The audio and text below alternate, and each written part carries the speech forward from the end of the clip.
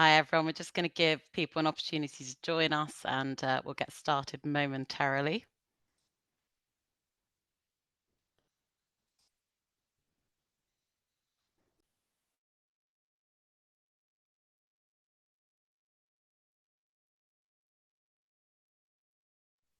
See the numbers ticking up.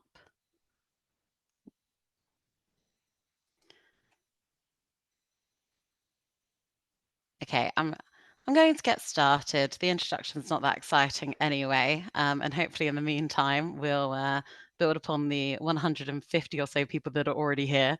So welcome everyone. Good evening. Thank you for joining us at today's Making the Most of Your Pupillage Application webinar. My name is Carolyn. I'm the Bar Council's Director of Services, Training and Events. I've worked with the bar for the past 13 years. And with apologies to those of you that have heard this joke previously, my list of accomplishments includes being the only person in the world to have used a version of the Pupillage Gateway as an applicant, Chambers Administrator, and now a Bar Council super user. So, you can consider me one lucky woman. I'm joined this afternoon, or this evening even, by four awesome practitioners, Jamie Jenkins, Joanna Hardy-Suskind, Michael Edwards, and Josh Fung. Hopefully, you will have read their profiles before joining us today, and you'll be familiar with their areas of practice and their backgrounds, and also with a few of them from their social media presence. So before we begin today's webinar properly, I have some housekeeping to go through. You may have noticed this event is being recorded. The recording will be sent to all registered attendees and will include in a future mail shot to applicants. You may also have noticed we've muted your microphones. So if you'd like to ask a question during the event, then you can do so using the Q&A tab, which is at the bottom of the screen. We won't really be looking at the chat function, so if you can stick to the Q&A tab, that would be great.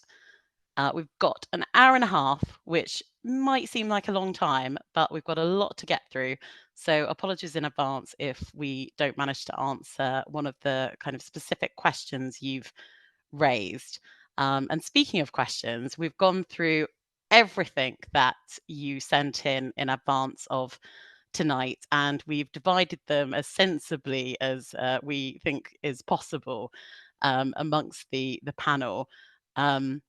We are not going to be dealing with questions that are more kind of theoretical, that have been asked of a specific member of the panel in reference to their application process, or that are better asked of the Bar Standards Board or Bar Council Immigration Support Service.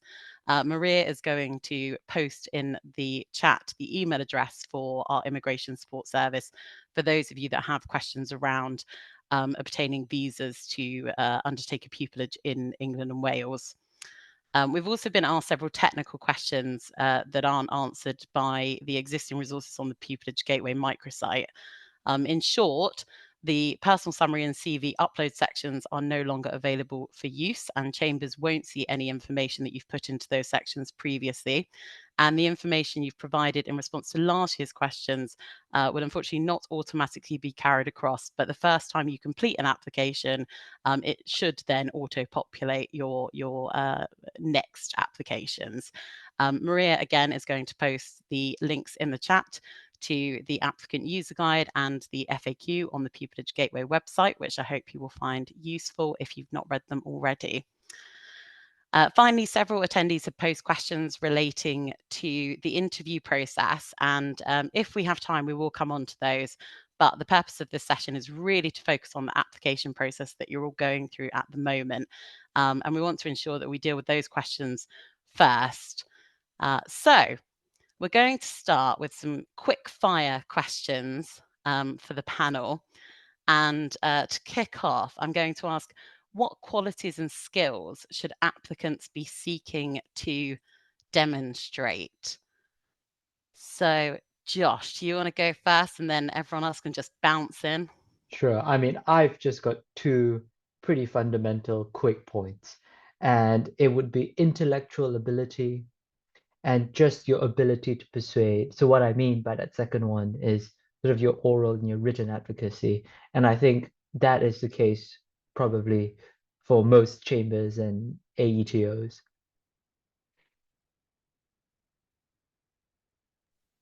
Great, thank you, Josh. Joanna?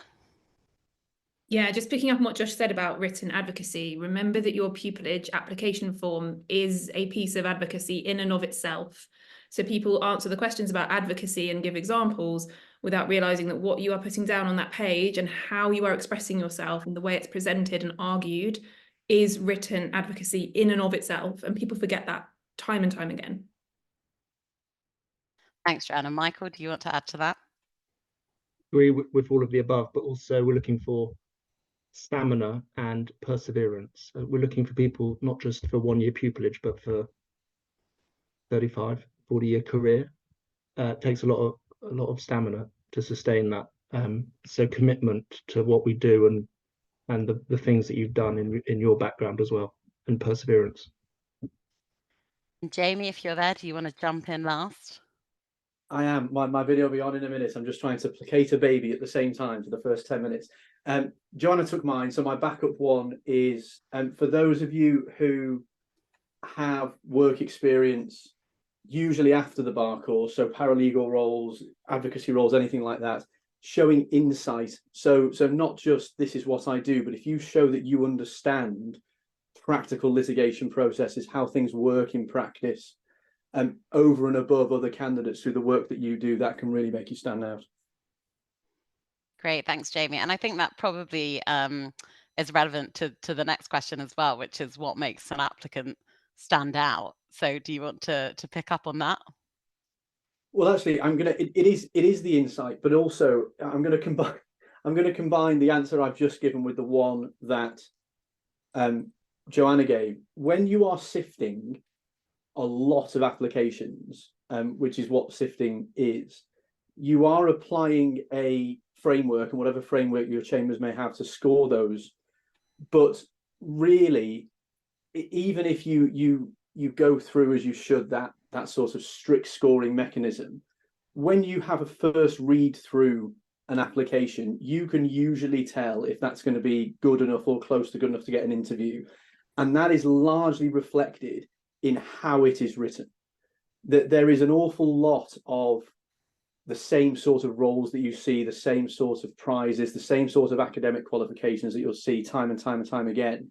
But the candidates that really, really stand out are the ones who, rather than just ticking those boxes, I got a first from that university, I've done that work experience, I've done that many pupillages, won that prize, are the ones that you can see through their written advocacy that they have actually developed their skills rather than just, as I say, ticking those boxes. It really comes through. If you've actually developed those skills, if you're actually good enough, it comes through in how you write your application form. And you can improve on that year on year. You absolutely can. Great, thanks, Jamie. Michael, do you want to add anything to what makes an applicant stand out? I think Jamie's right. They usually a lot of applicants have similar experience, similar universities, similar degrees, similar mini pupillage lists. So what one thing on your CV do you have? Maximum two that you want to focus on, and just bring that to the fore, whether it's like some bit of work experience that you did which is different to mini pupillages, or something you saw when you were marshalling, or something like that you saw that was different, that you just focus on, and that's then fundamental, and that's your narrative of why you're making this application. Great, thanks. Joanna, have you got anything to add to that?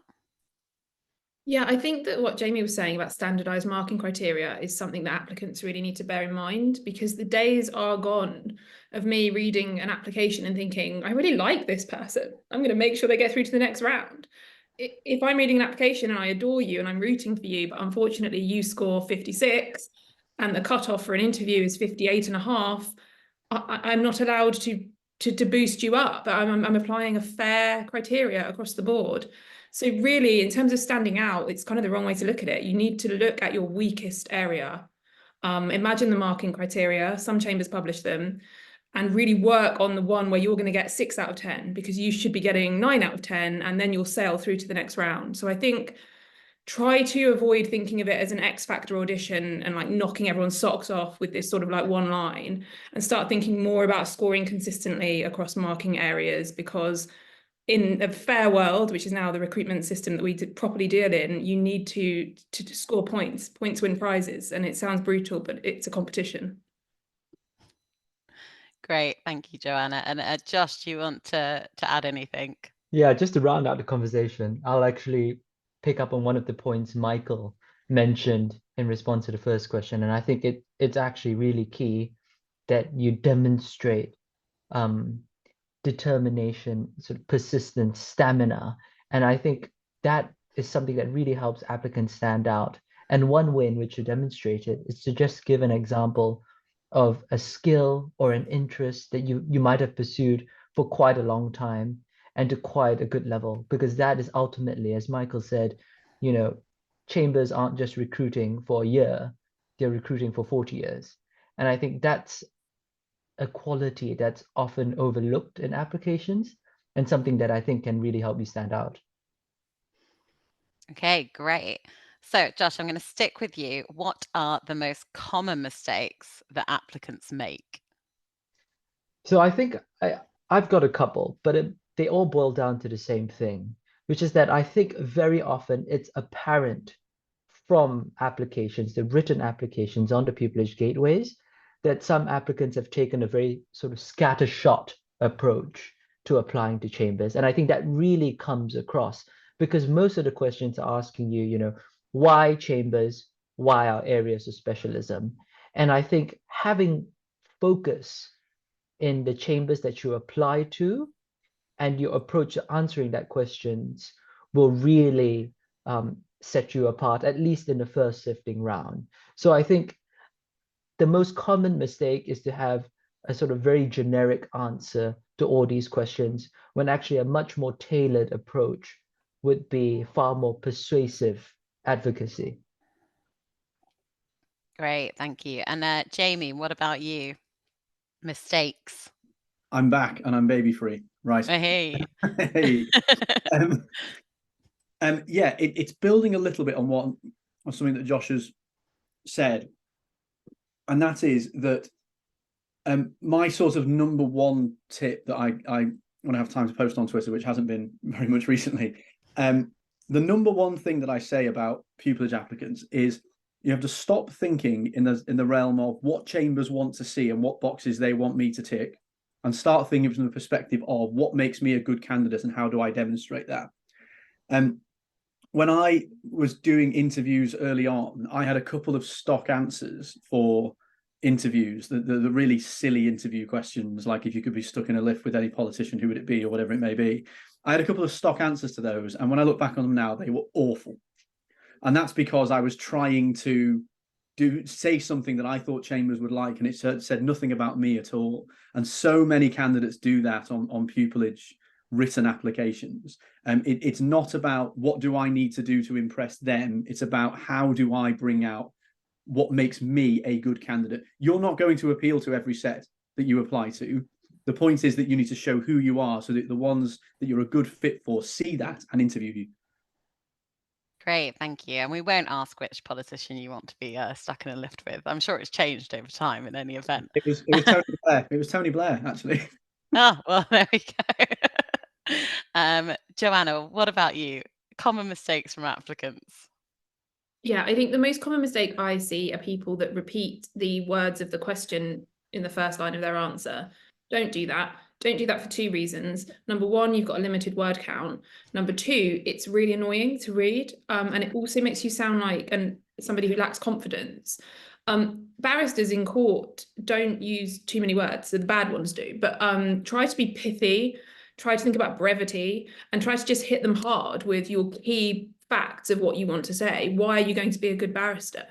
You don't need to say, in my opinion, a good barrister, just get on with it, because time is short, word count is short, and hopefully your achievements and qualities will shine through without excessive wordiness. Is my top tip to get your really written advocacy crystal clear and quite precise. Great. And Michael, what about you? In that spirit, I'm going to say biggest mistake is not proofreading. Full Yeah. stop. Do you know what? I will agree with you on that one. And I was going to jump in here because I do remember once at Landmark, who specialised in public law, an applicant who kept missing the L from public law and were expressing an interest in pubic law, which is a very different thing, I imagine. It was very amusing, but possibly not the best use of spell check. Okay, well, moving on from that. Michael, I'm going to stick with you. What advice would you give to previous applicants who have never been offered an interview? But it'd be quite easy for me to say, don't give up. But Joanna said earlier, you have to hit a certain point score usually. I mean, remember this is a first sift before a first interview. Generally, there'll be a second interview. Okay, so don't be disheartened. It's a sift based on a point scoring system, which means don't take it personally. Think about where you didn't hit the right number of points in your first application and fill in the gaps, and you'll get an interview. It's not personal. Great, thanks. Josh, do you want to add to that? Yeah, I mean, I think I'd just like to add to what Micah said.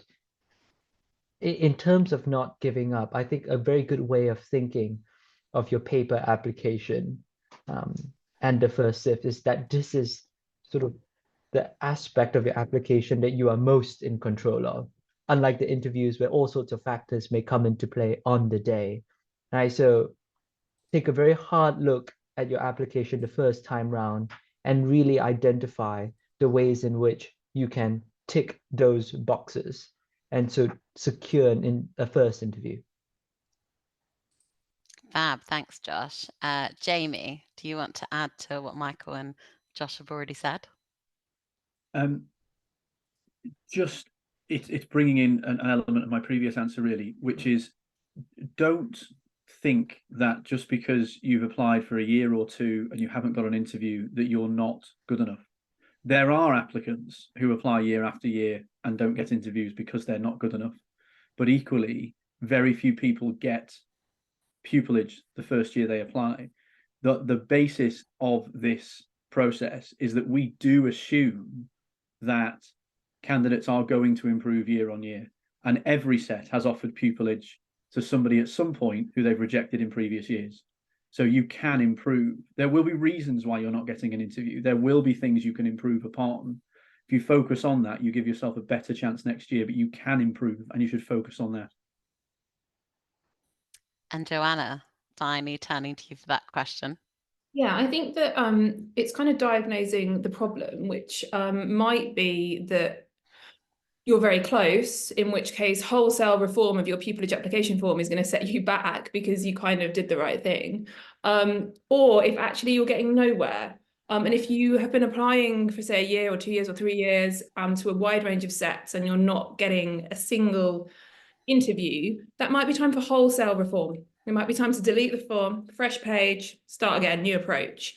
Whereas if you're kind of on the borderline and you're getting quite good feedback, it might be time to just tinker around the edges and try to increase those missing parts. So I think diagnosing the problem is really important. And that's where feedback comes in. And I know that feedback at paper stage is thin on the ground. I understand the frustrations there on both sides of the argument. But yeah, I think trying to diagnose the problem and knowing how radical your response needs to be is quite important. Great, thank you. And we're delighted to have Mr. Pickles with us as well.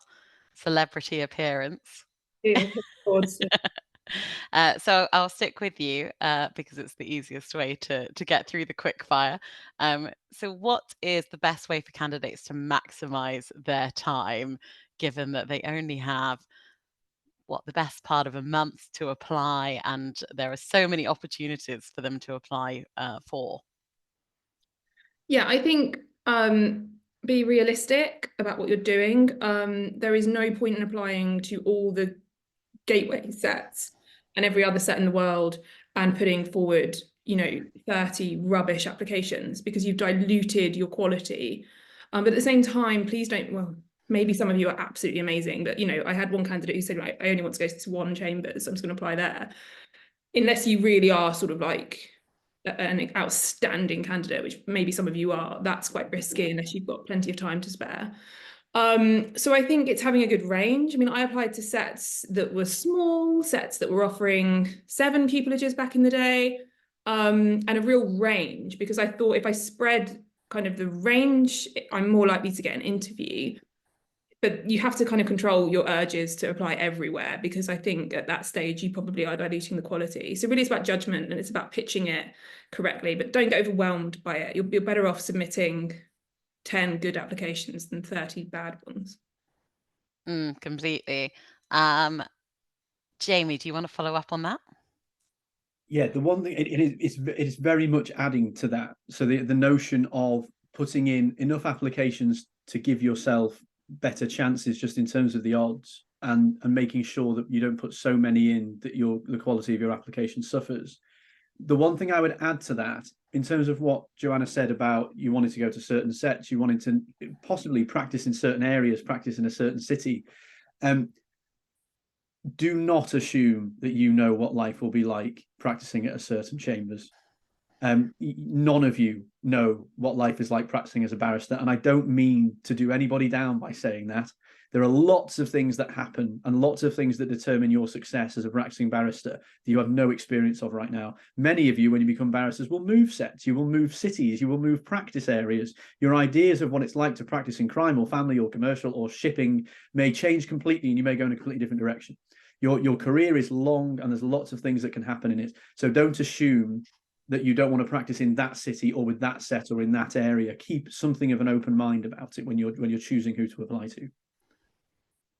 Yeah, and I think I can definitely support that, having worked previously for 2 multidisciplinary sets. We often had candidates and pupils who were convinced that they wanted to specialize in a specific area of law, and actually by the end of their pupillage they had completely changed their mind, having had exposure to an area of practice they'd never done before. So I think it is important to keep an open mind. I mean, we often change what it is we want from our careers, as I have done over the years.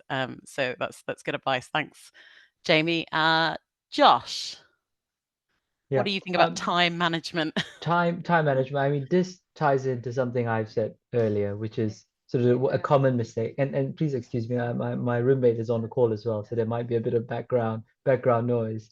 But about lack of focus. And I think my advice, and I can only say, you know, what worked for me, is that I really applied to chambers that I was genuinely interested in. And I think that can only help your applications to these chambers. I think it's important to keep an open mind, but also to sort of whittle down that list of chambers you're applying to those that you really do know something about and are genuinely interested, because that is just going to help you answer those Pupillage Gateway questions more convincingly. So I think that would be my way of saving time, just to be focused, apply to the places you're really interested in. And Michael, do you have anything to add to that? See your friends, keep up your interests, do something else other than fill out your application form. Well, Don't let it drive you mad. That does lead into the next question. But before we get on to handling stress and anxiety, I would also add, for those of you who aren't fortunate enough to secure pupillage this year, and I very much hope you do, bear in mind that you haven't just got the application window to prepare. You've got all year to improve upon what's included in your application, and the Pupillage Gateway, as many of you will know, we post the advertisements of chambers in towards the end of November. So you actually have that period to start preparing as well. The advertisements include the bespoke questions that chambers will be asking of you. And so to really maximize your time, you want to start at that point, not at the beginning of January in an ideal world. Although I wouldn't suggest that any of you spend your Christmas working on your pupillage applications, although I accept that many of you with caring responsibilities and full-time jobs will have to, as I once did. So moving on, and Michael, I'll stick with you, and it plays into what you've just said. How can candidates handle any stress or anxiety arising from the pupillage application process? What can I say? We've said a few points already. Can you still hear me? My internet's going in and out a little bit. We can still hear you. Okay. Remember what Joanna said about it being a numbers game, and you have to just get a certain number of points, and so not to take it personally in terms of how you're being assessed. Perspective. 10 years down the track, 13 years, for me, everyone who went through bar school, even if they didn't get pupillage, ended up in a career where they want to be generally. It's a good qualification. I know it's easy for me to say because, you know, we got through pupillage and tenancy, but there's lots of good things you can do, useful skills that you have, and very sought after skills from bar school. So have some perspective in terms of the bar offers a very good career, but there's lots of other good careers as well using the qualification that the bar course gives you. Great, thank you, Michael. Joanna, what do you think about stress and anxiety, other than it's awful, obviously? Yeah. Yeah, I think this is going to sound really, really bad, but it's not meant to. Try to kind of step away from your bar friends, your bar school or law school friends, just for a bit. I'm sure they're all lovely, and I'm sure you'll all be lifetime friends forever. But what tends to happen is a bit of groupthink, and then what we tend to see is people marking each other's forms. And I'm not suggesting plagiarism, although don't do that. But if all you're doing is talking about pupillage application forms, your friends' ideas and phrasing and how they've approached things just start to bleed into your thinking. And then I don't know if everyone else on the panel thinks this. Sometimes I read forms and I think, have I read this before? Because it's so similar. And similarly, in interviews, people start doing exactly the same things and exactly the same structures. And I know a bit of that is bar school, but just try to kind of be your own person and take a step away, take a breather. Don't, if you're writing pupillage application forms, dreaming about them, talking about them, WhatsApping about them, it's not healthy, and it will come across on the form as a little bit stale. And I think a stale form is almost as bad as a form that's been proofread to pieces and is clinical. You want somewhere in the middle, to be honest with you. I don't mean with errors, I just mean a little bit of freshness to it. I hope that makes sense. It sounds like I'm talking about bread. But maybe you're just hungry, Joanna. Yeah. But no, it did make sense. It made perfect sense. And in the context of bread, it was much improved. So, Jamie, what do you think about handling stress and anxiety? I'm not sure the person who started this call holding a 12-month-old is the best place to give advice on how to strike a balance between work and home commitments. I'm doing a spectacularly bad job of it at the moment, quite outside of that, but still. I completely agree with what Joanna said. And for sort of staying away from bar school friends, read things like Twitter and that thread on the student room when everyone's waiting to hear. And it's not, you're going to hear about your applications one way or the other. Don't just stay away from those places. It's not going to help you. But I would say in a sort of more broad way, please do be kind to yourselves, both in relation to not taking it too personally, as Michael said. There's elements of luck, strong elements of luck involved in this as well. Even if we're all applying the same framework, we're all individual people who are reading things differently. There is an element of luck in this year to year. But just once you have done the hard work, or even once you've put effort into your application today, just step away and go and do something else. Go and watch TV, play computer games, go to the gym, go for a run, whatever it is, and do that every day. You have time to do that every day. And please do take time for yourself, and don't feel that, well, if I work on my applications for 14 hours today and just sleep in between, that'll be fine. It won't. That is not the way that you not only optimize the way that you're working, but also the way that you just maintain your levels of stress and a low level and happiness. Please do take time out for yourself every single day. At this stage, you can actually afford to do it, and you should, because it will improve the way that your day-to-day life is in so many different ways. Yeah, it's interesting. I mean, I don't mind sharing this, particularly because I've put the bar course behind me, but I had to resit one of the Bar Standards Board centralized assessments. And I found the second time I went to study for the exam, I was using annual leave, and rather than throwing myself into the revision 24/7, I made time to cook myself healthy meals and to go to the gym and to take breaks, good breaks from my revision process, and it really helped me, I think, to succeed in passing that exam the second time around. And I think that equates to pupillage applications as much as it does to exams. So I think that's really, well, it's good life advice generally, isn't it? Make some time for yourself. And Josh, I don't know whether you have anything kind of unique to add, because I know you were applying for pupillage during the pandemic, so you had a very different experience in some ways. I did. I mean, in general, I think I agree with what all the other panelists have said, which is that pupillage applications should not be your be all and end all. Take time to go for a walk, have some tea. But I think one thing I would add is just to accept, I think, that rejection is almost a feature of this process, not to take it personally and to pick yourself up, because I think almost everyone, without exception, faces some form of rejection during this pupillage process. And just being able to accept that and know that other opportunities will come along, I think will go a very long way, along with a nice walk out in the park, to lowering your stress and anxiety levels. Great, thank you. And providing it's not freezing cold as it is right now. If it's cold, just wrap up warm.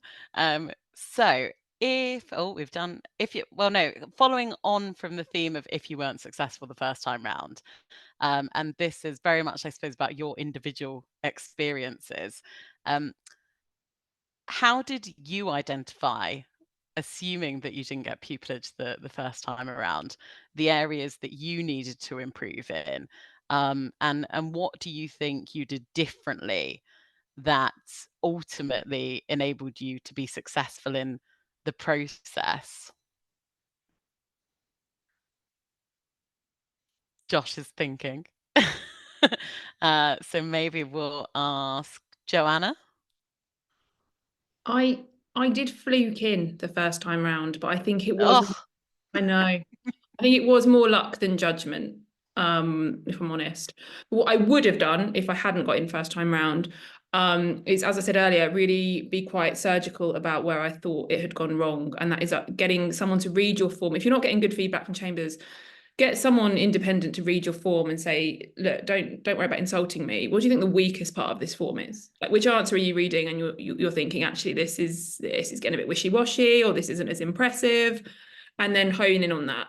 And similarly, if you're getting to interview stage, you kind of can feel the bit where you were a bit ropey. I don't know if anyone else can. I always can. And so, yeah, I think identify, then do a bit of surgery on it, then come back fighting is what I would have done.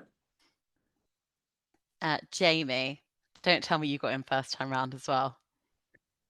Carolyn, you have no idea how bad my application was the first time I did it. I've just been trying to find it. Actually, I can't. It must have been 2022. I did a thread where I found on Twitter where I found an old application of mine and essentially assessed it.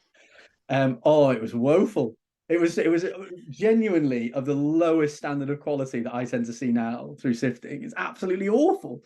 I'm sure somebody can hunt that down on my Twitter thread if you've got the patience. I think it must be sometime around January 2022 that I did it. The big thing that changed for me, when I said previously that people, as you develop year on year, you'll just become a better candidate. When I got my in-house advocacy role after the bar course and started actually seeing how the job works in practice, that is when I got pupillage very soon afterwards. And I could instantly see how the approach I was taking to interviews before that was not good enough. There was some element of sort of natural progression from those dark early days of really bad applications, but it was being involved, for me personally, being involved in the profession in a roundabout sort of way that really helped me to bridge that gap in terms of insight. And when I got pupillage with one other candidate. And the advert was only for one pupil, and they took both of us. And we were told afterwards that the reason was that out of the 20 people who they interviewed, the two of us from interview looked just ready to be barristers. So they were deciding between the two of us, and in the end took the two of us. And it was, so for me, it was sort of, it's not something that I necessarily did consciously, but in building up my experience and trying to develop those skills, I just developed myself into a candidate that could show that I was ready for pupillage. I wish there was a sort of light bulb moment, but there wasn't. It was just through getting myself better work experience and developing my skills. Great, thank you. I'm Michael, going to find that thread and post a link to it in the chat, just so everyone can see how awful my first pupillage applications were. well, I won't share what some of mine said because I feel the same as you. I mean, I ultimately decided not to pursue pupillage, but I was getting second round interviews and I made it onto a reserve list at one point. But having a look back at the very first application I made, it makes me cringe, quite honestly. It's so performative and not my personality at all. And I think that goes back to what we were saying earlier about being kind of your authentic self in a way. The language I was using, it didn't sound like it was me talking at all. It really was awful. Maybe that explains why I'm a director of services at the Bar Council and not a barrister. But anyway, Michael, Josh, have you got anything to add to that? I don't know whether you were first time successful applicants or if you had to go through a few different rounds. I was successful first time around, but it was so long ago that I can't claim, any credit whatsoever. All I can say is if you're not successful on a paper sift, go through the ins and get a mentor and get them to look at your form and be brutally honest, and they'll sort it out. Just get someone to look at it and they'll sort it out for you line by line. I would also say, and I don't know if you agree with this, Michael, or the other panel members, but if you're not successful on paper sift and you're asking someone to review your application, don't ask too many people to review, because I often found, having the luxury of working in a chambers whilst applying for pupillage, I had a lot of barristers that I could go to, and the more I went to, the more different responses I got to how I should change the kind of narrative of my application or what it was I chose to focus on. So do you think it's more sensible really to go to one or two trusted colleagues, a mentor, as you say, than to go to as many as you can find? Yeah, it's quite a big ask to get someone to look at a whole form. So people will some people will breeze it and they might give you feedback which is not hugely helpful, but it sounds good. But I think the reason I mentioned a mentor is, the reason someone signs up as a mentor is because they're willing to give their time and give you the time that it needs. Because I think sometimes forms do need a bit of excavation, and they'll be honest with you about that and ask them to be honest about it. Great, thank you. And Josh, I think you were a first time success, weren't you? Oh gosh. I had the fortune that none of my interviews were in person, so I think that's why I flew under the radar. What I would say, I think I would echo what Joanna said about just being sort of surgical and ruthless with which aspects of your application you want to keep and which areas you need to improve on. And I think I've talked to some friends who are now at, absolutely very happy at their dream chambers who didn't quite make it the first time. And one common thread that I've noticed through all of them is that they really were ruthless in self-assessment. So that's what I would say. I think you can also, I mean, I know Joanna mentioned earlier that some chambers now publish their criteria. I recognise that there's still a lot of progression to be had in that area. I'm an advocate for it personally. Whilst a lot of chambers don't necessarily publish their criteria, they're very happy to talk to it at things like pupillage fairs. And so I think that's another way of trying to work out where you might have fallen down a little on the paper sift, is to have those kind of informal conversations at events and get a sense of what it was that you might have been missing when they were shortlisting. So I think that's possibly another way to help to build upon unsuccessful applications first or second time around. So our final quickfire question even though they haven't all been that quick fire, is what is the one piece of information you wish you knew when you'd applied for pupillage? Josh? Yeah, one thing I would say, being on the other end of things, is that, and I think this speaks to the interview stage, is that when you go in for a first round or a second round interview, just to let you know the perspective of the people that are interviewing you. I mean, they will be testing you. They will want to see if you can sort of demonstrate intellectual ability, all that sort of thing. But genuinely, I think the people interviewing you want you to do well. It is such a joy when you get someone who is able to engage well in an interview. And I think going into an interview knowing that is really important. These people, they're out to test you, but they're not out to trip you up. They genuinely hope that you will do sort of extremely well in the interview. And I think it's just really important to remember that across the table, everyone there is hoping, wow, I hope this person who's just walked in is going to knock our socks off. Oh, it's such a privilege to be on an interview panel, and I've always really enjoyed that part of the process, both with the employees that we have at Bar Council, but also with pupillage applicants. So yeah, I endorse that completely. Jamie, you had your thinking face on, and it's now switched off. So I think you come up with an answer. I must have just glossed over that question when we were preparing for this. The main thing for me is realizing that there aren't any right answers on that form. I certainly early on, and I have now found the link and put it in the chat to that thread that I did on Twitter. It's I warn you all, it's really bad, but it might help you to realize where you can come from and still get pupillage in the end. But for me, it's knowing that there aren't any right answers on that form.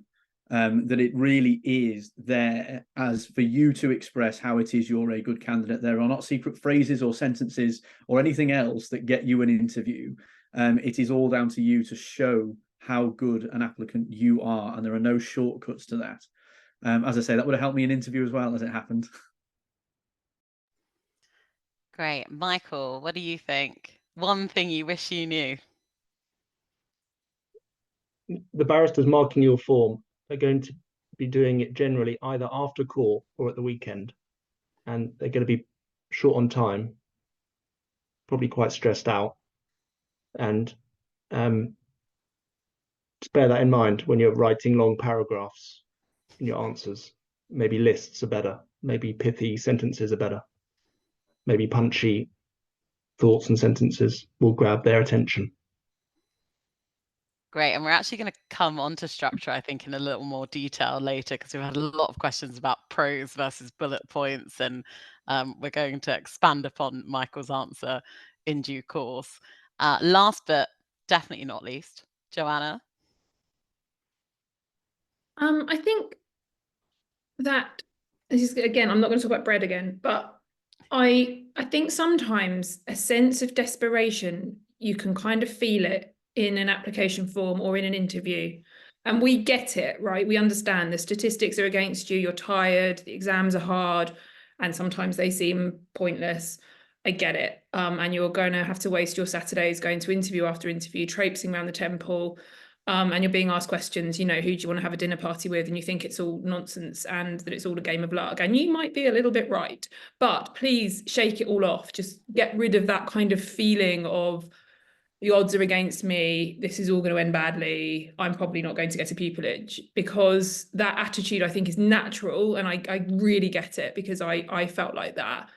But you're here now. Like, if you're going to do it and do it properly. And so just try really hard to kind of shake off all of those negative feelings and just let your form shine through and be a positive document. And then your interviews to just be fresh, positive, and try to just kind of leave the weight of the world behind. And I don't say that unkindly. I say that as somebody who sat on a lot of interview panels and read a lot of pupillage applications. And I think sometimes I get a bit sad reading them, and I feel like, these are people who are not enjoying this process at all.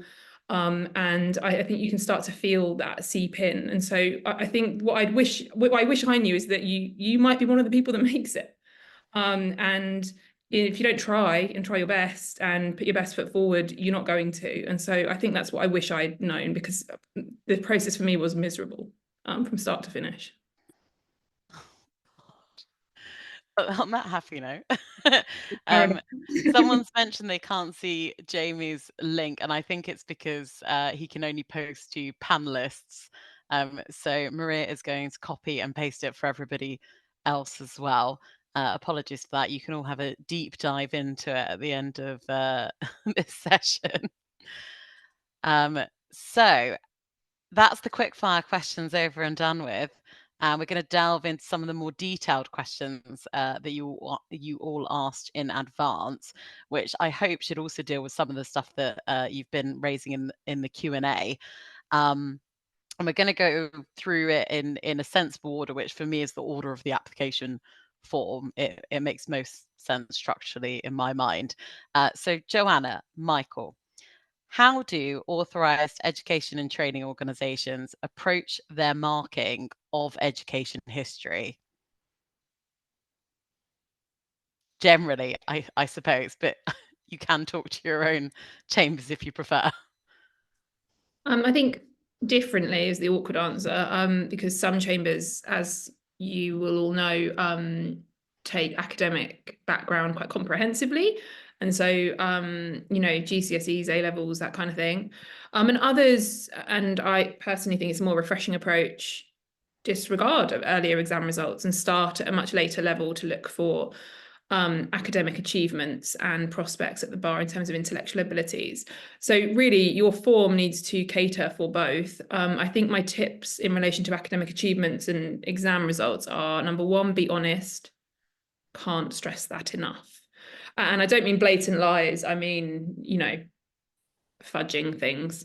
Just be really honest. 90% of this job is integrity. Secondly, help your reader. If you've got a qualification that was a while ago and now an A star was an A, or if you have qualifications in different jurisdictions, just help us out a bit. I had a candidate once that gave me a URL that explained their qualifications and what the equivalents were, and I loved that candidate. I checked it was right, obviously. So yeah, be helpful, be clear, be honest, and if your academic achievements are not the strongest part of your application, you may want to investigate chambers that look a little later. Perhaps your degree might be more representative of your abilities, and try to tailor yourself to them. So those are my top tips for kind of exam results. Great, thank you. And Michael, do you have anything to add to that in terms of marks awarded for education? Certainly GCSEs and A levels are not going to be a clinching factor. And I think that applies across the bar. I mean, there are certain practice areas. Joshua practices in commercial law. There's a premium on academics. Josh will correct me if I'm wrong. But even top commercial sets like Josh's will not mark you on your GCSEs, I don't think. So if your GCSEs and A levels are not what they should be, we're quite happy to see upward trajectory to better academic results later. But even if there's not, then you can demonstrate your commitment to the bar in a different way by your work experience and by other work or other experiences that you've had in life. It's absolutely fine. It would only ever be a problem, I think, if you had, your GCSEs and A levels are poor and the rest of your application is poor, frankly, and then the whole thing lets itself down. Otherwise, don't worry, it's a formality. But Joanna's absolutely right. If there's anything unusual, for example, international baccalaureate rather than A levels, just explain what that is. Great, thanks. Yeah, and I think Josh is going to expand upon that a little bit as well, having been an international applicant. I mean, I think you're right, Michael. The majority of SATs don't care about GCSEs or A levels, but there are still some that mark for them. And I mean, the only way to know which ones those are is to ask them directly. But it is one of the reasons we recommend you include those results in your application form. I think it's also important in the kind of along the same lines to make sure you're referring to recent changes in grading systems, because obviously a lot of the barristers that are marking your applications won't necessarily know that a 9 at GCSE is equivalent to an A star, or that at the time you completed your A levels, an A was the highest mark and it's now an A star. So I think it is sensible to give that additional information where it's relevant. But also, I mean, generally chambers aren't, yeah, as we say, they're not necessarily looking at that information. There are a select few who do. And it's also important to note that most, if not all, do not look at university. They care about the grades that you obtained. They don't care about the university that you went to. And so I think you don't need to be worried about that being a hindering factor. You know, if you didn't go to Oxbridge, which people, you know, once saw as the standard educational institute for the bar, it's becoming increasingly less relevant to chambers where you studied. They just want you to have performed well.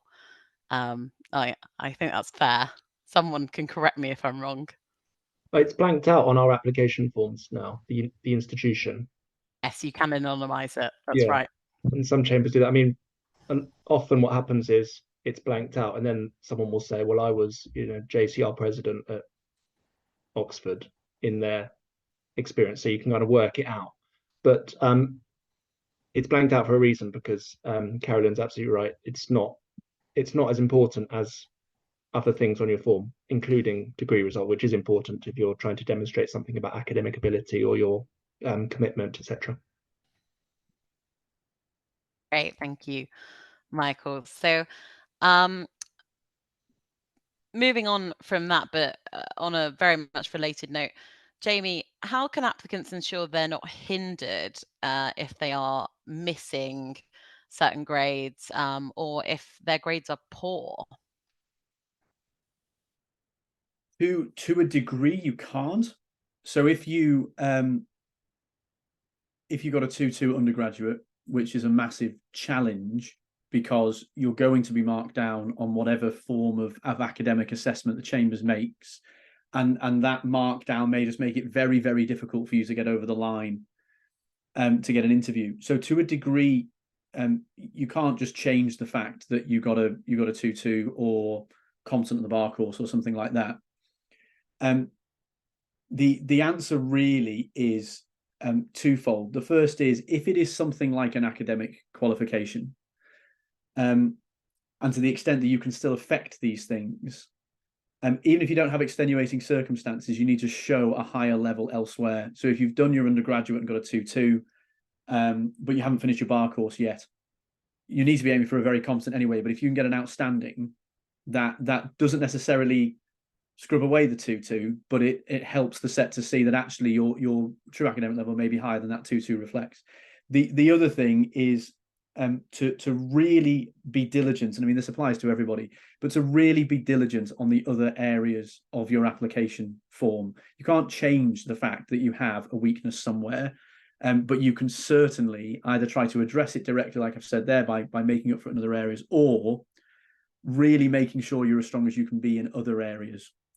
Because if say you're capped with a 2 out of 5 or a 3 out of 5 on academics because you got a 2-2, and you can only drop a total of 4 marks in the whole form, otherwise you won't get an interview, just shows that the other areas need to be stronger.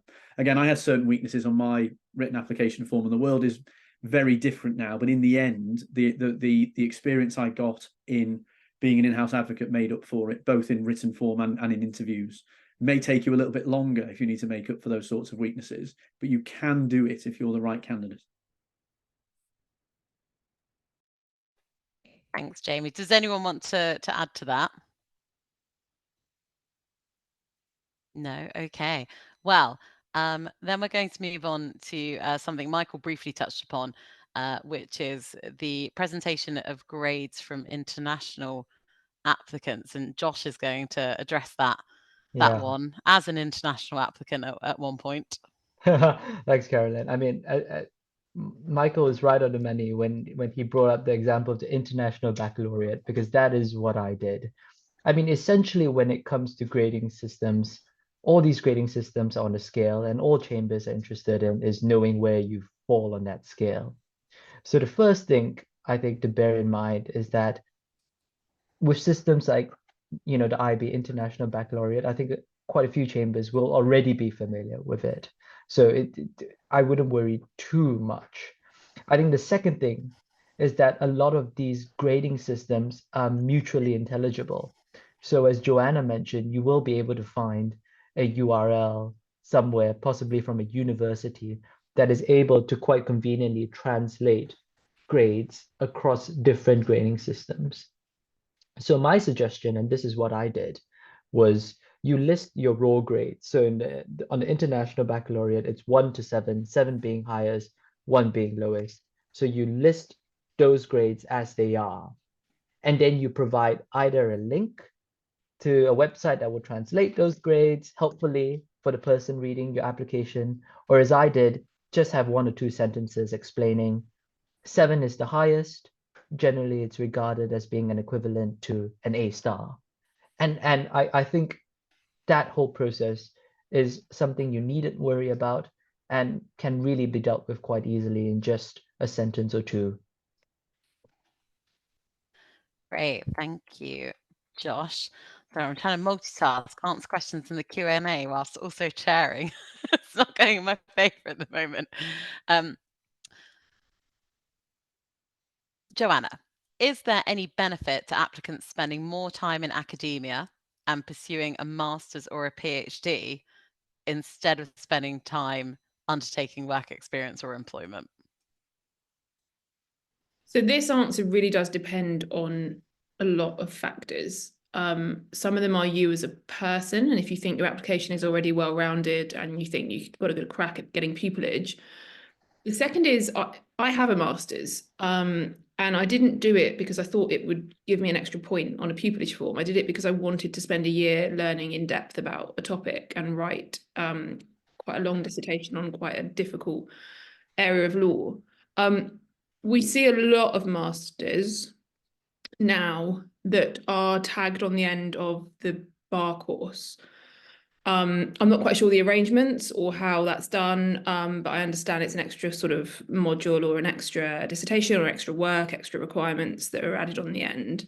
If you want to do that and you think that you can afford that, it's a good use of your time and that there are reasons to do it that might enhance your application, and that's great, that's a matter for you. But I think that it's not essential is kind of my first takeaway. I don't think people's getting rejected because they don't have a postgraduate qualification.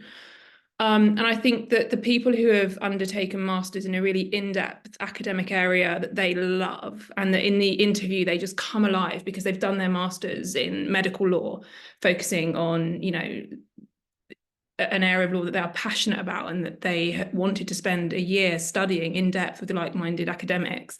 To me, that's really impressive. If I get the idea that you've just tapped it on the end because the bar course offered you a little box to tick, and I am less enamored with that in interview, and I find myself less impressed with candidates who don't speak passionately about their master's degree, and one occasionally gets the impression that it was a tag on the end. And I think I'd be doing you a disservice if I advised you to do that. And so I think very carefully about why you're doing it and what you're trying to achieve, and your finances and your own interests, is my advice on those sorts of things. If you have had an academic career, you've done a PhD in something, please don't hide it. Don't think it boxes you off.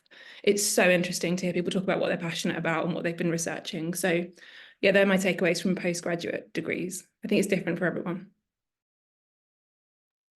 Great, thanks for that, Joanna. So we're going to move on to employment and work experience history.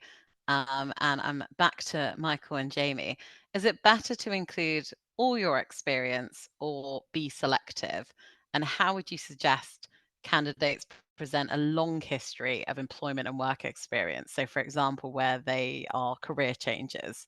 And I think the added context to this is that at the moment, as many of you will know, you can't tailor your work experience on the Pupillage Gateway to the set that you are applying to. This is something I am working to change with the developers, but we couldn't do it for this year. So I apologize for that. I know it's important to you all. But Michael, Jamie, do you want to come in on this? A few things to say. One is,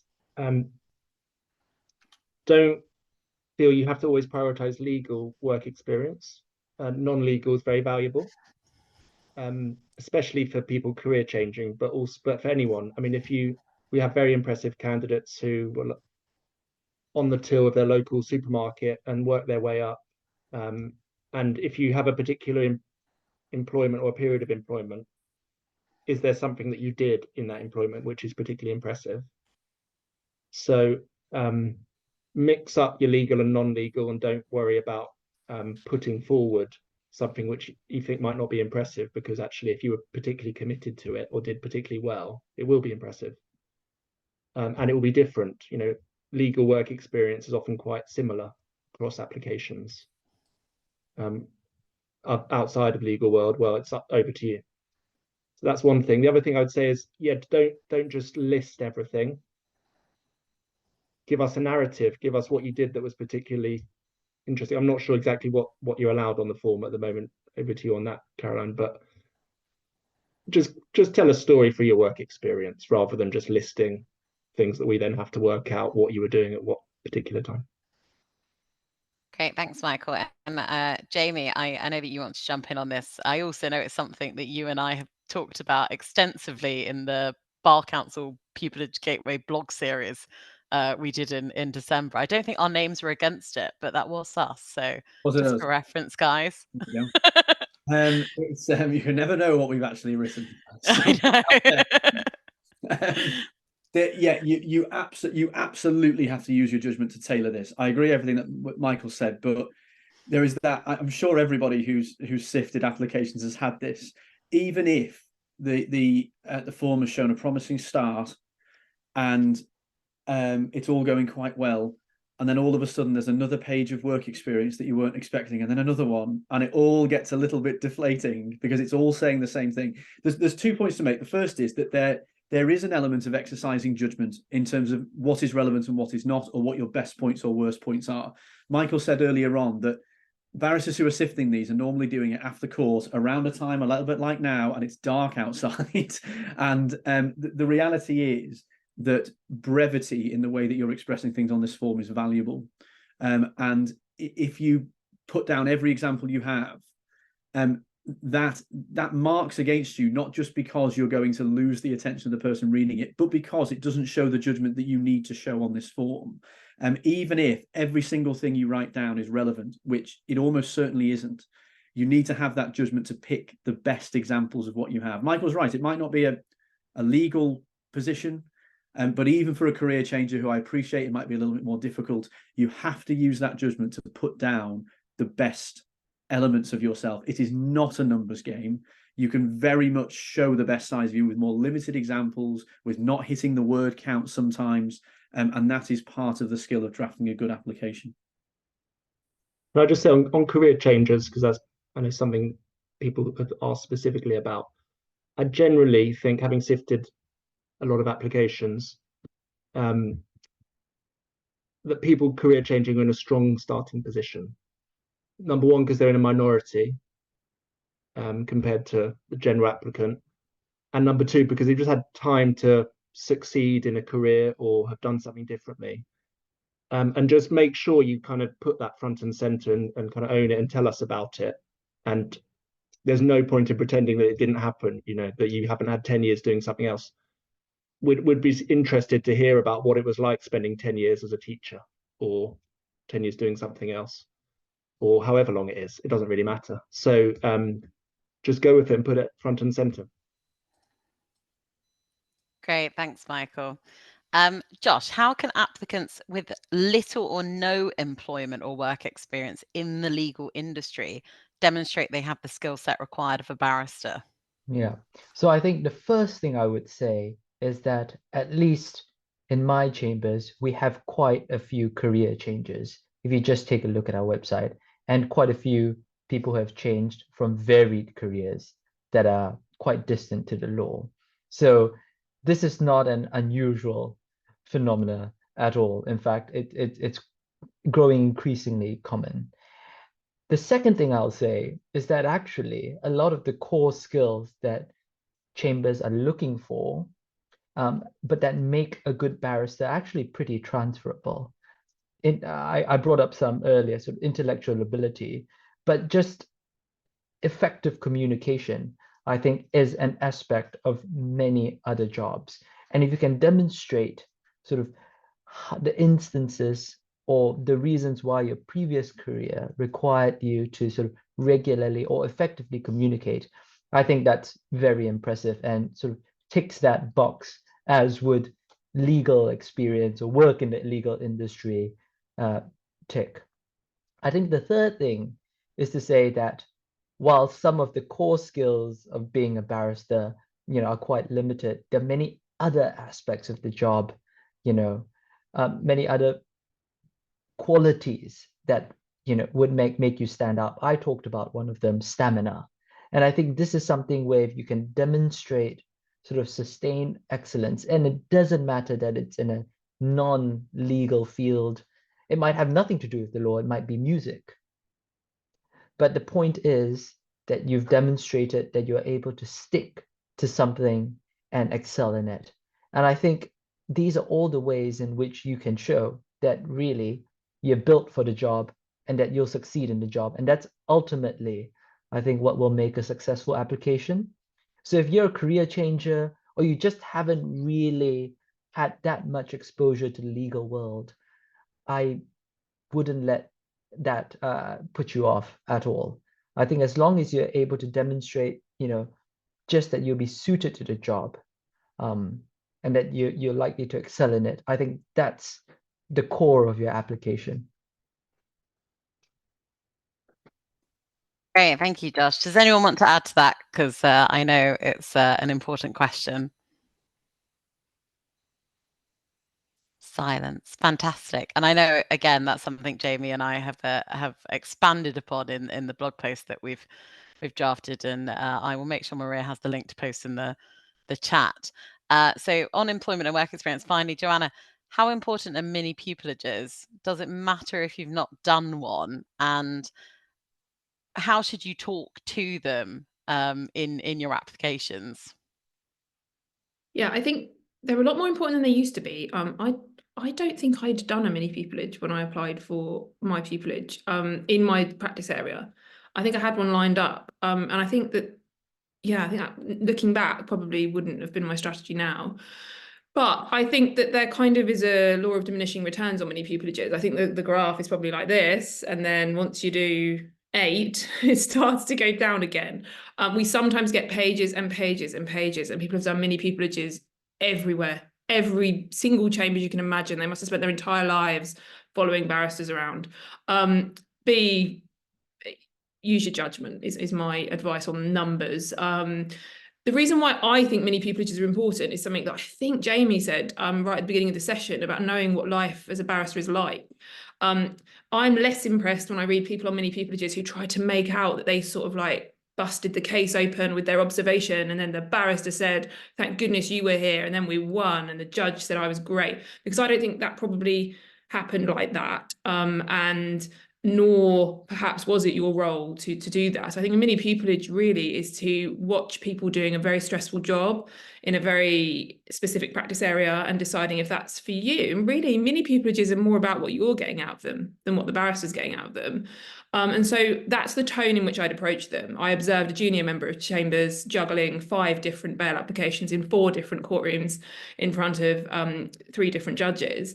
And I saw how it's very important to have time management skills, people skills, and to be very organised and prepared. I'm thinking, yes, you've been on that many pupillages, you've watched somebody, you've thought about life in their shoes, and perhaps it bleeds nicely and complements some of the skills you've just outlined.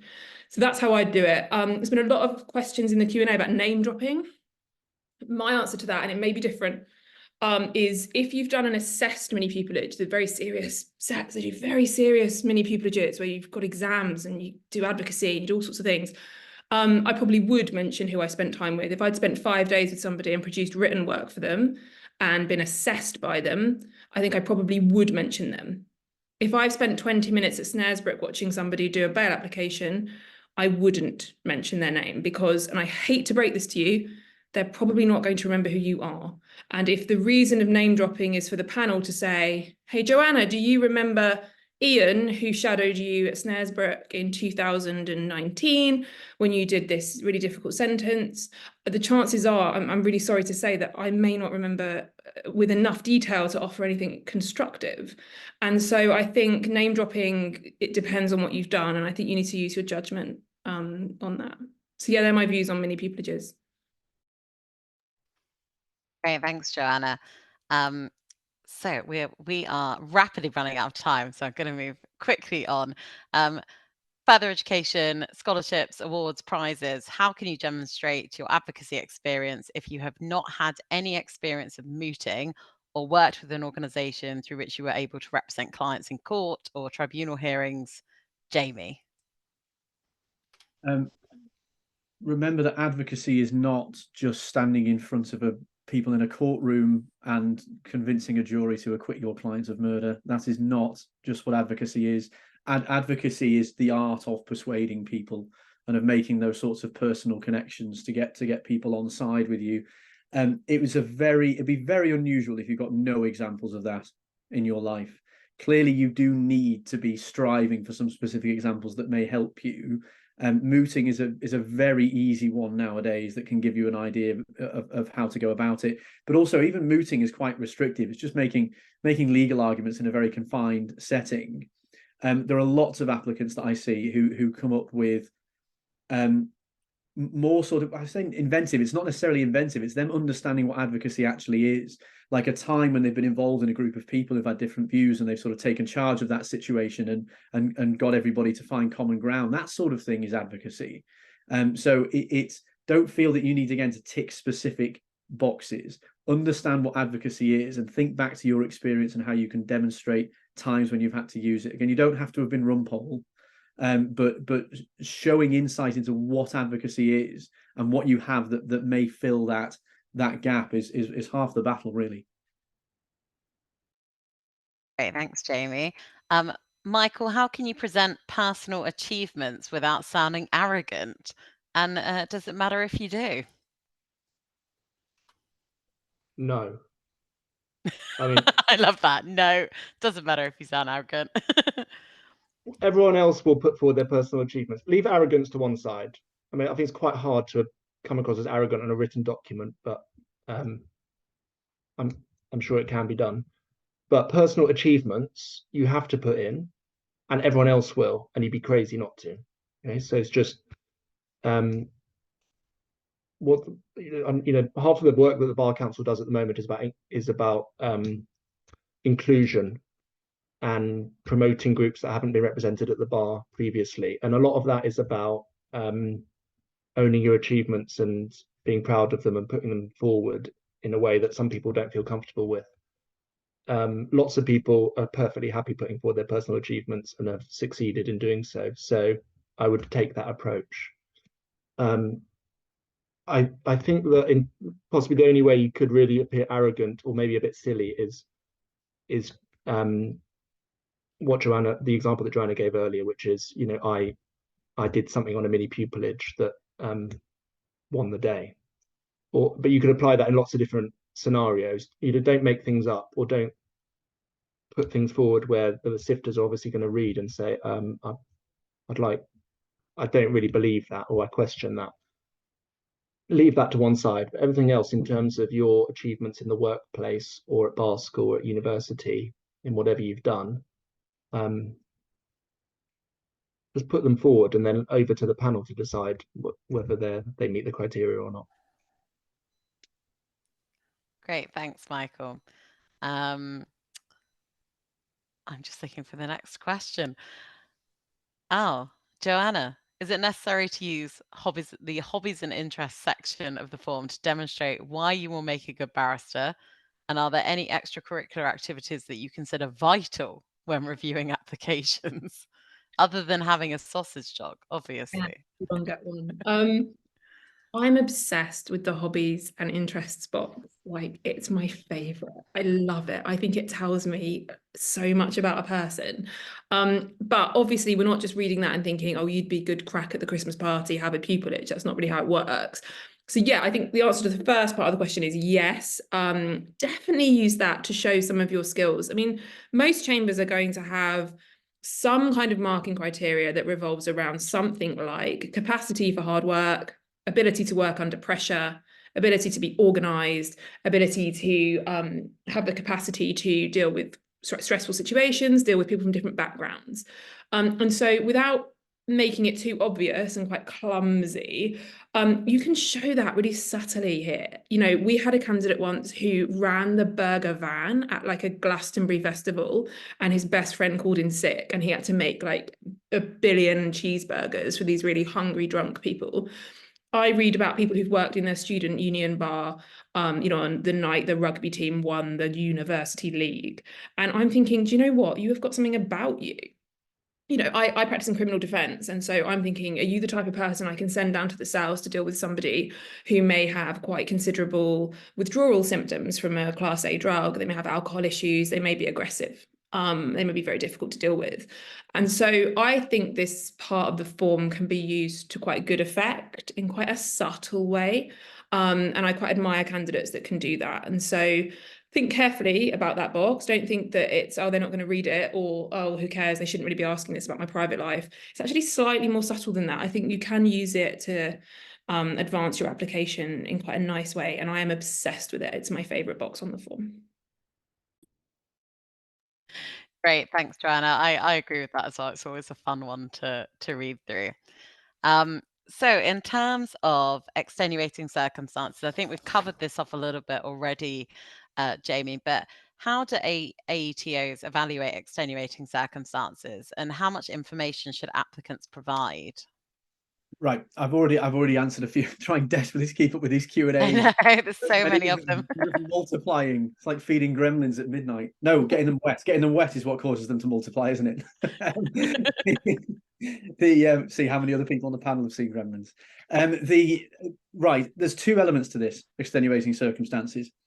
The first is that your extenuating circumstances are actually extenuating. There are plenty of people who put things on that form and they're just not extenuating circumstances. There is a line between pressures and difficulties that people have in their lives that, for better or worse, people are largely expected to deal with, and ones that are genuinely significant enough to explain a dip in performance.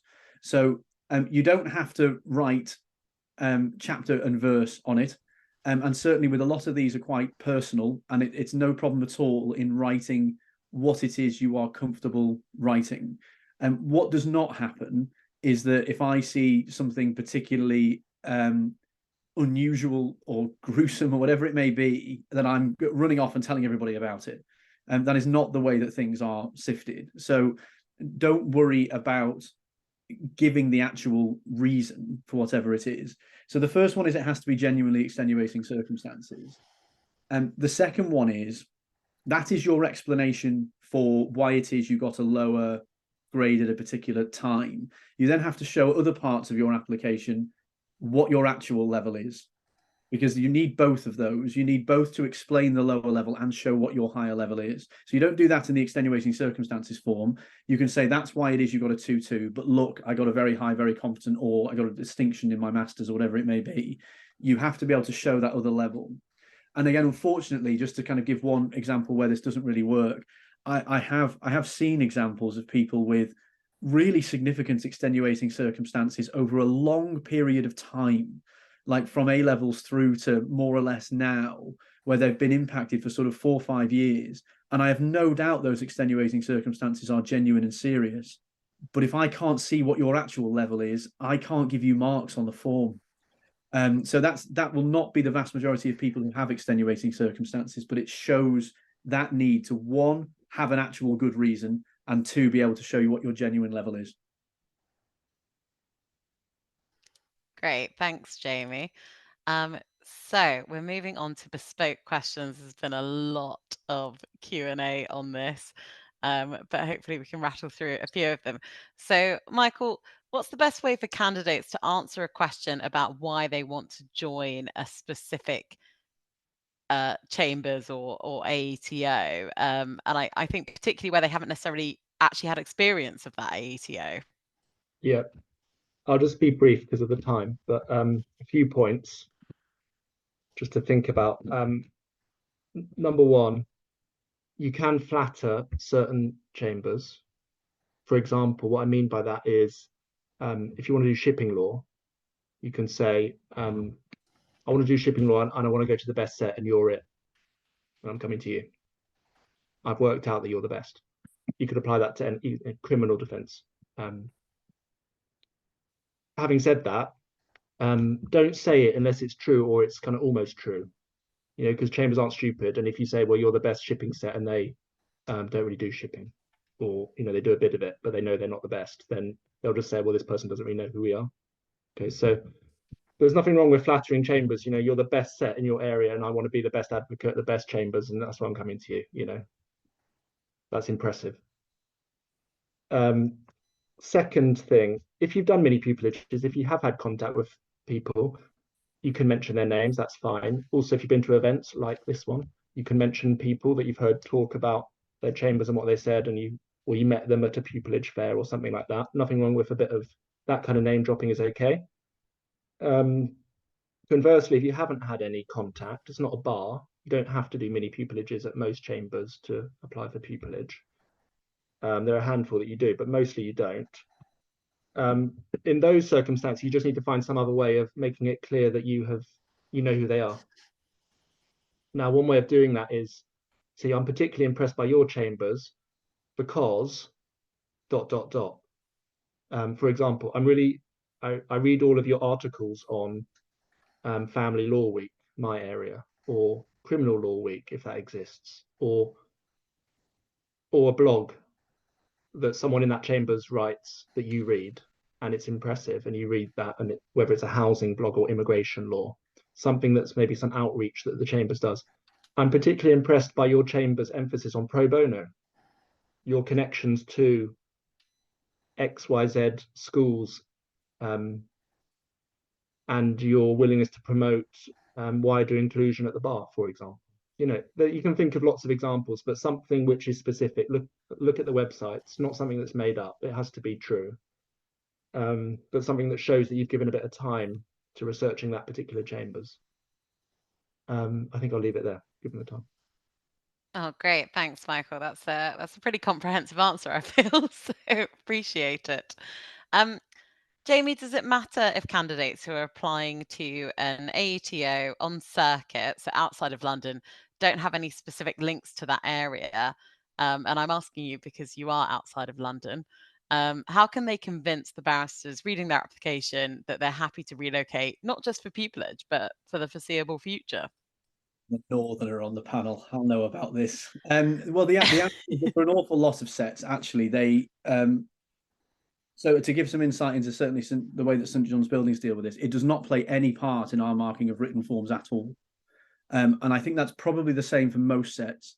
I know that when I got pupillage at what is now Linenhall Chambers in Chester, but it wasn't at the time I got pupillage at it, the fact that I was from Chester did certainly not harm that sort of situation, because the much smaller regional sets are concerned sometimes about some people doing pupillage with them and then disappearing to larger sets or to London.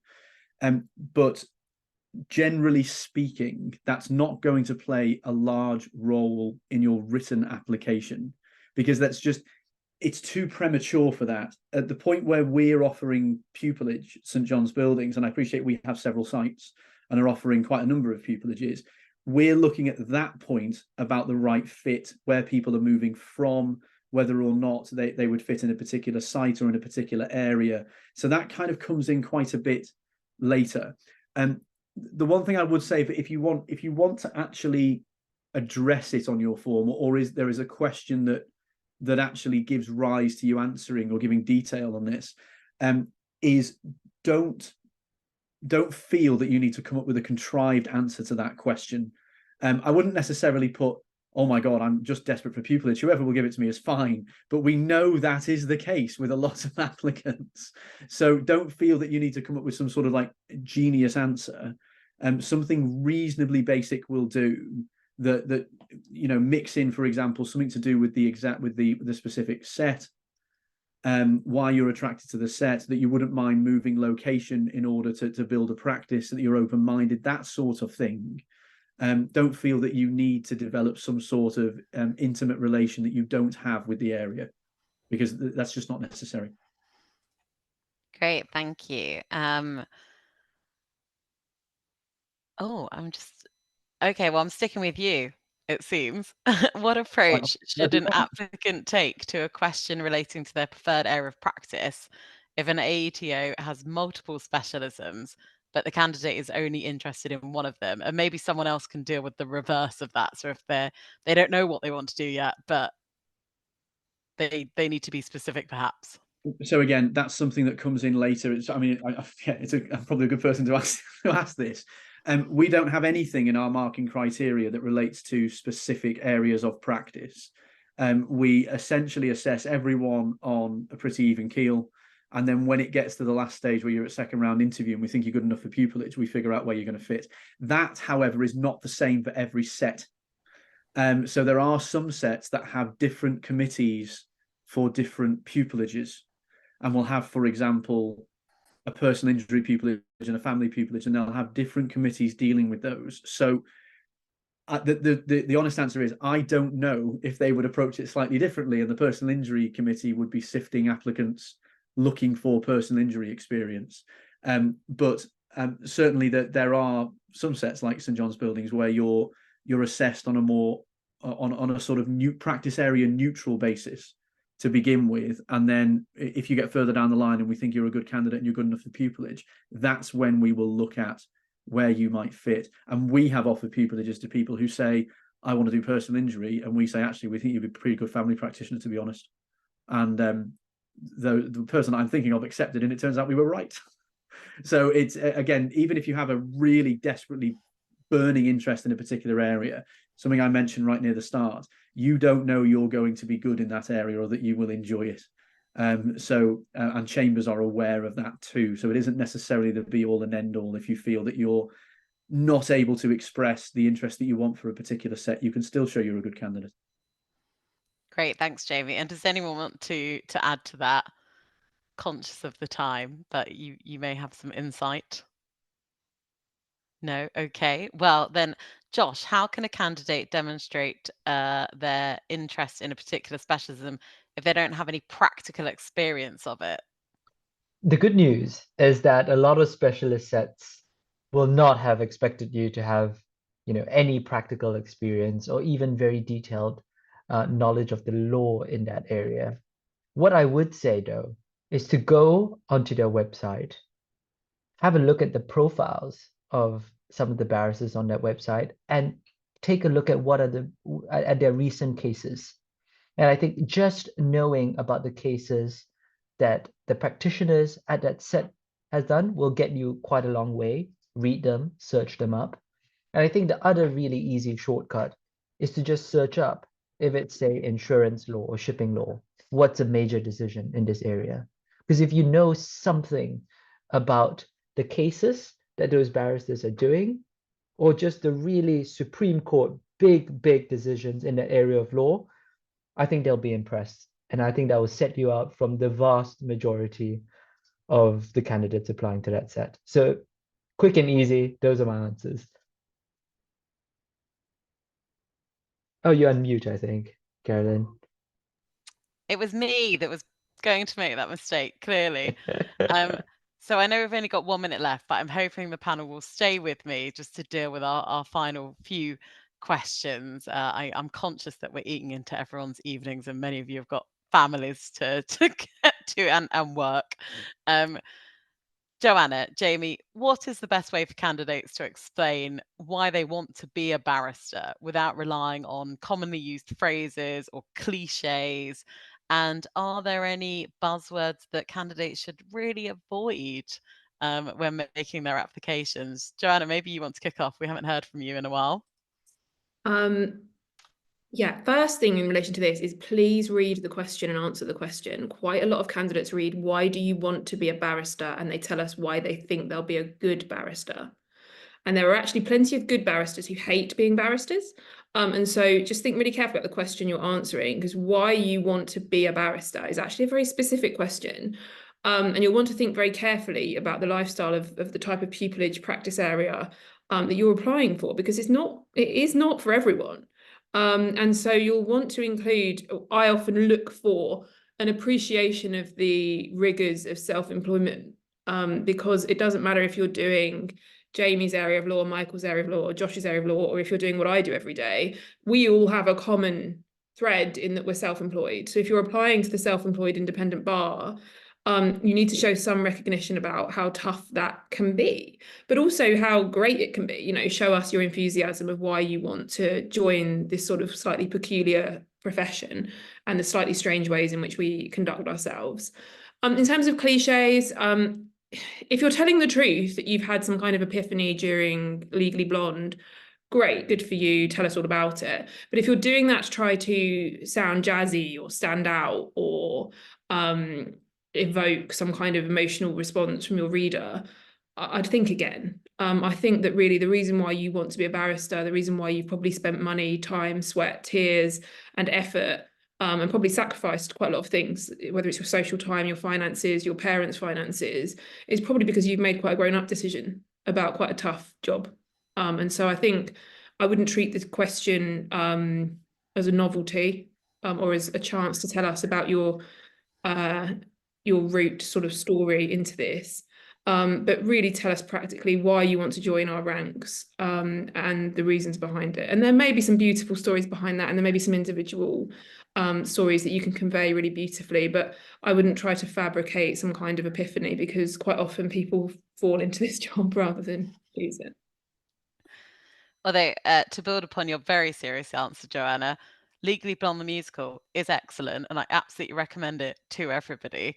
And if you hate it, don't judge me for having cheesy taste in musicals. Jamie, have you got anything to add to that? I'm going to give you a buzzword, and I'm going to attach a serious point to it.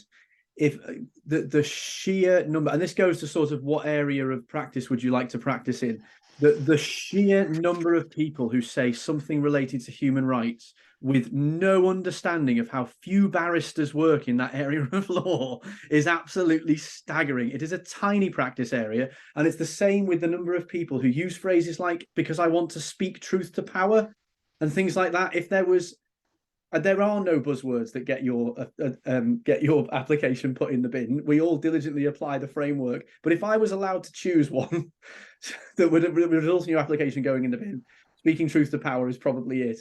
It's things. The thing is, the serious point on that is that if you make those sorts of points, I want to defend the rights of the oppressed and things like that, you're just showing you have no actual insight into how this job works. Because that may be the actual reason that you want to do it, but you can express it in a better way than that. If you're a good candidate, you can really explain what it is that practically draws you to this role. And as Joanna said, she made the point about sort of the finances, and then made a previous point about when you're looking at many pupils, you might want to highlight the juggling act that barrister had to do in order to manage their work and actually carry out their instructions. Those are really genuinely practical points that barristers will look at and recognize from the work they do. And so when you are answering questions like this, you need to realize that just like most of the form, it's an ability to show your insight into how this job works. Because if you're attracted essentially to what you've seen on television, an episode of Silk, and think, an episode of Silk or an episode of Suits or something, and think, yeah, I quite fancy being Harvey Specter, actually, well, you're not going to show any sort of insight because you don't understand the job. So that might be the start of your interest genuinely, but if you're a good candidate, you'll be able to express it in a much more relevant way than that.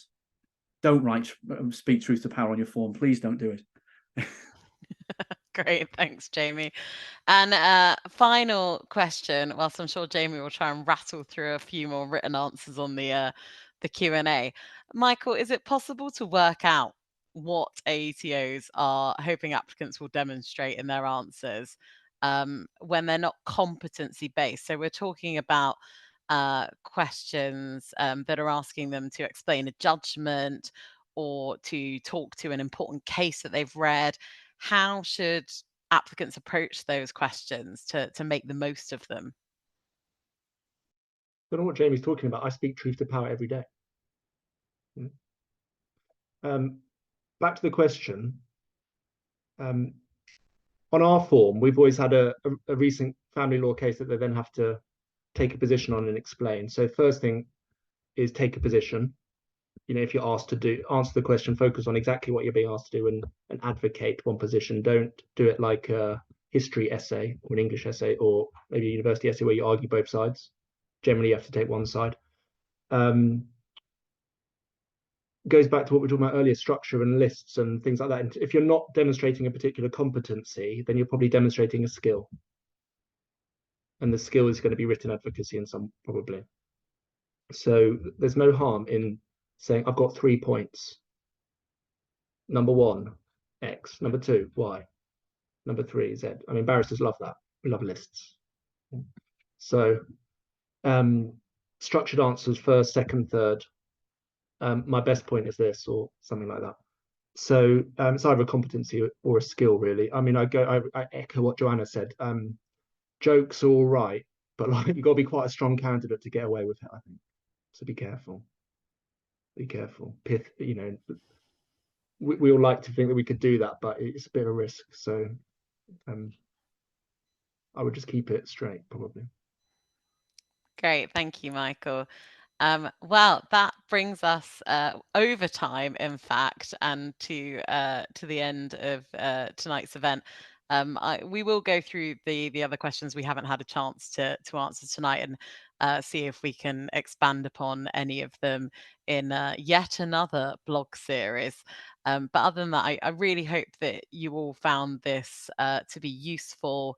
And I'd like to thank the panel, obviously, for their time, and Maria, who I keep referring to, who's one of our training and events coordinators for supporting tonight's event behind the scenes. And most of all, I really wish you the best of luck with your pupillage applications this year, and I'm sure the panel will share in that sentiment.